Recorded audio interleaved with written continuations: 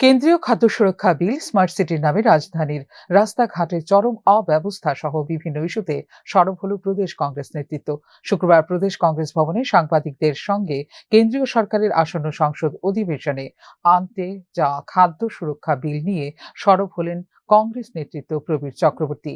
তিনি বলেন, কেন্দ্রীয় সরকার প্রাক্তন প্রধানমন্ত্রী মনমোহন সিং এর সময়ে আনা খাদ্য সুরক্ষা বিলের বিরুদ্ধে নতুন বিলের বিরোধিতায় সোচ্চার হলেন।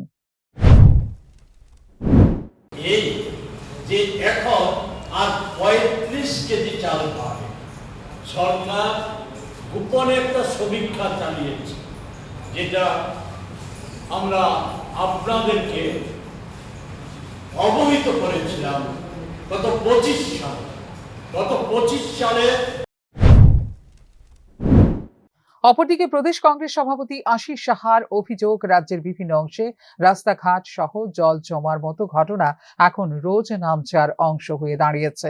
স্মার্ট সিটি করার নামে রাজ্য সরকার তথা পুর নিগম যে ব্যবস্থা নিয়েছে তাতে আগরতলার মানুষকে ভোগান্তির শিকার হতে হচ্ছে, অথচ তার দায়ভার কেউ নিচ্ছে না। সেক্ষেত্রে রাজ্য সরকার তথা পুর নিগমের কাছে তারা দাবি জানান। অন্যদিকে নতুন করে আগরতলা শহরকে সুব্যবস্থা দিতে নতুনভাবে প্রস্তুতি নিতে প্রস্তাব দেন প্রদেশ কংগ্রেস সভাপতি। আমাদেরকে বহন করতে হবে।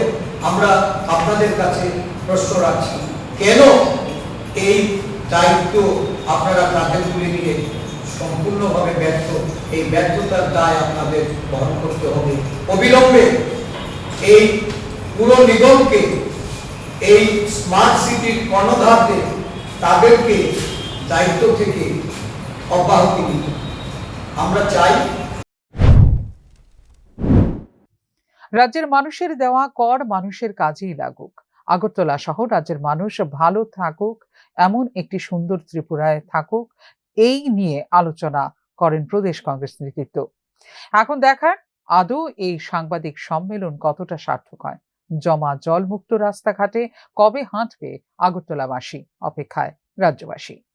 ফিউরো রিপোর্ট, নিউজ নাও।